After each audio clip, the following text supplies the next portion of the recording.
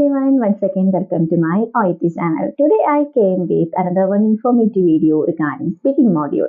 So today I'm going to discuss you regarding how we can utilize 3-minute preparation time very effectively.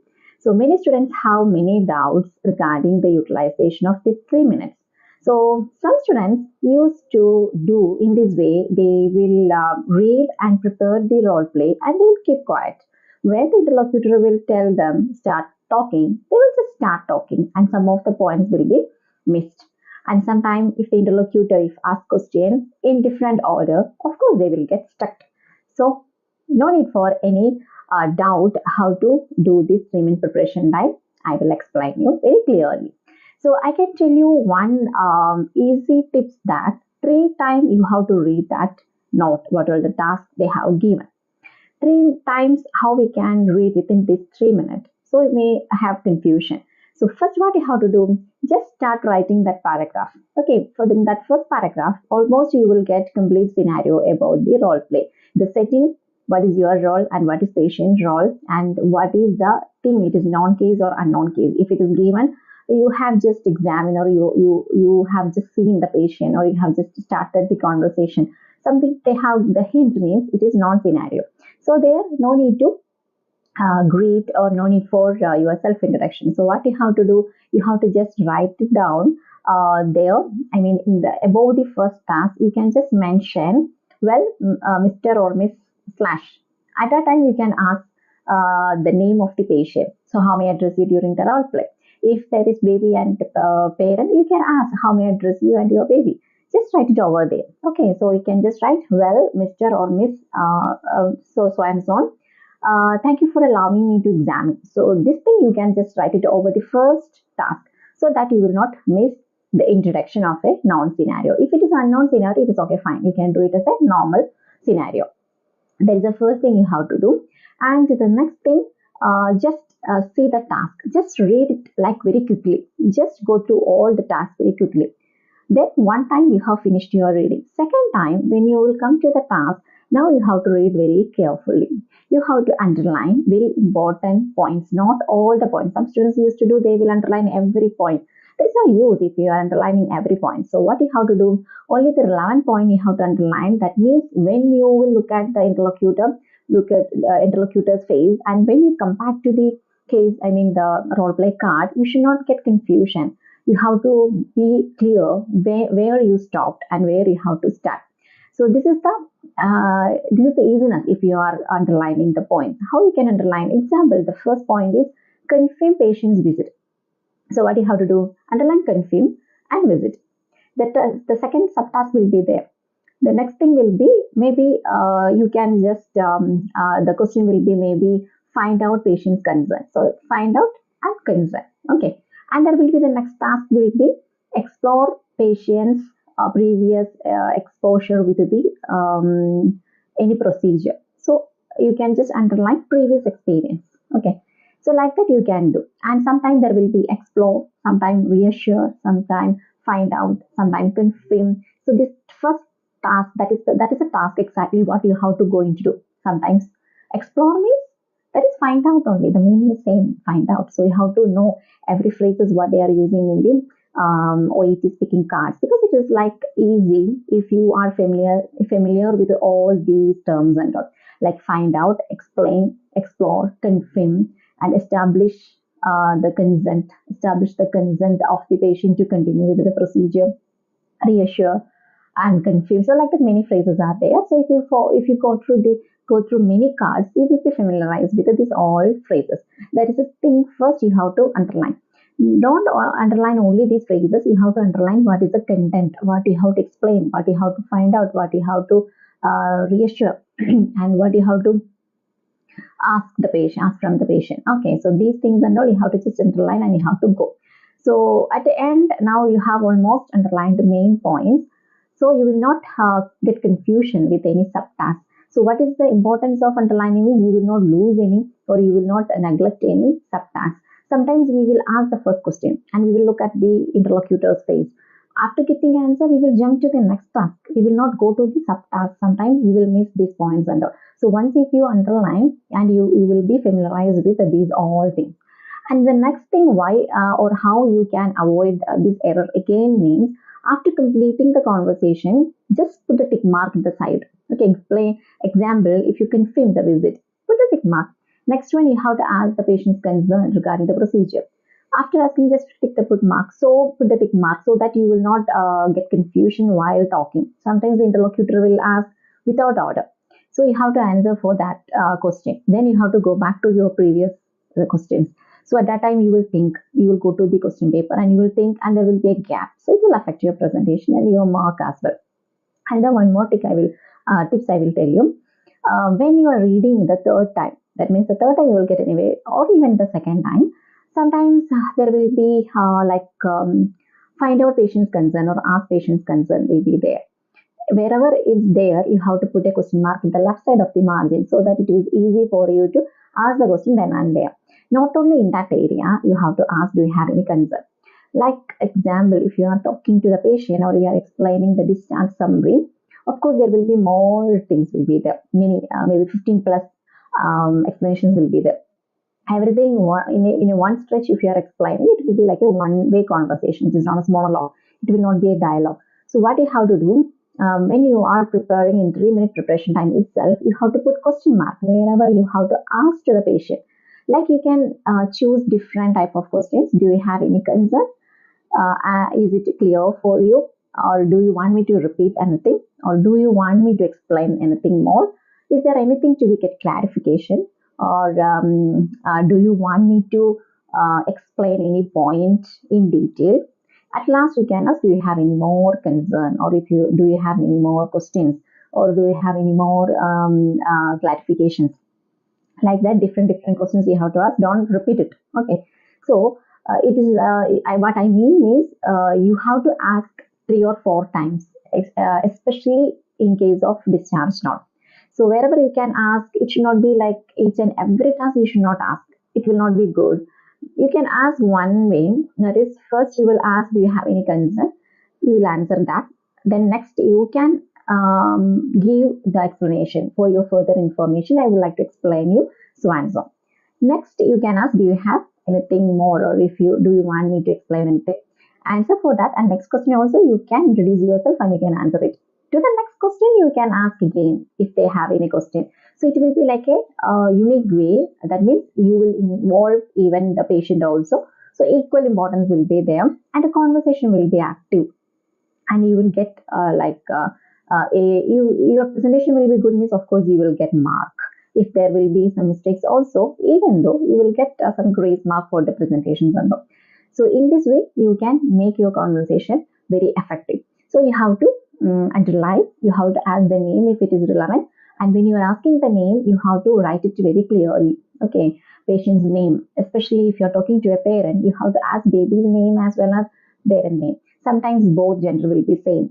Okay, so you will get confusion after a few minutes. You will get confusion who is patient, who is parent. So what you have to do? Baby's name you have to write it like small letter, and father name or mother parent name you can write it bigger letter. So it will be easy because you will use parent's name many times, not the baby's name. Baby's name you will use only one time. And one more important tip: you have to see whether the baby is baby boy or girl. This is more important. Why? Because throughout the role play, you will use your baby, your child, your baby, your child. It will be like a it's like a fancy or talking will not be a pleasant for the reader. So what you have to do, if the baby is the baby is boy, you can do like this. It is essential for him to provide, or please try to give him. Or if the baby is girl, you can just tell that I wish her a speedy recovery. So like that, if you use this he or she, the subject means it will be it's like a casual talk, or else it will be like by hearted way you will present it. Okay, so always do it like it naturally. And if you want to do like a normally means you can use this he or she. Okay, the subject should be in this manner. So the one thing, it is related to the name and gender, everything. And then one more thing, you should not make any confusion with the gender. During your conversation, you will lose the mark. You will not get B score. Okay. And the name also, the parent and baby's name also, you should not make any confusion. And another one more thing I want to tell you, that I want to stress this point. Of course, when you're doing the conversation with a parent, you may have many confusion. You may make many mistakes unconsciously. It's unknowingly, like you are explaining to the parent, it is essential for you to provide analgesics, or it is essential to get doctor consultation. Means what is that? You are telling to the parent how to get consultation. So it is wrong. It is totally wrong. So you have to tell that it is essential for your baby to get consultation, or else it is essential for him to get consultation with the general practitioner, or it is benefit for him to use the sling for at least 3 to 6 weeks, like that. Okay, please provide him analgesics if required. Please, like you can tell that, please get him back to the hospital after 6 weeks, or it is essential to come back to the hospital after 6 weeks. Maybe it is directed to the parent. So don't make any mistake when you are talking to the parent. Be conscious you are talking to someone else, not to the patient. Okay. So this is the easiest way how you can utilize the 3 minute preparation time. And the last one I want to tell you regarding the conclusion. So when you are doing 3 minutes preparation time itself, you can find out how you have to conclude the conversation. Don't keep it for the last moment. So when you are reading that first paragraph itself, it will be clear how you can conclude the your conversation. So if it is discharge process, means of course it will be at the end, do you have any more concern? If you don't have any other question, may I proceed with the procedure, or may I proceed with the discharge process, or may I proceed with your vaccination, if it is for the procedure.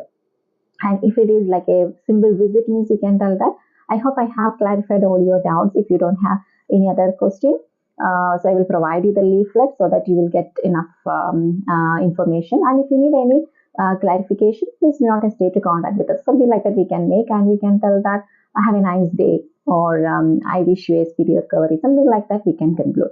These things and all don't need to write there, but one thing you have to write it there. If there is a procedure of this a discharge, of course you can just write it under the last task.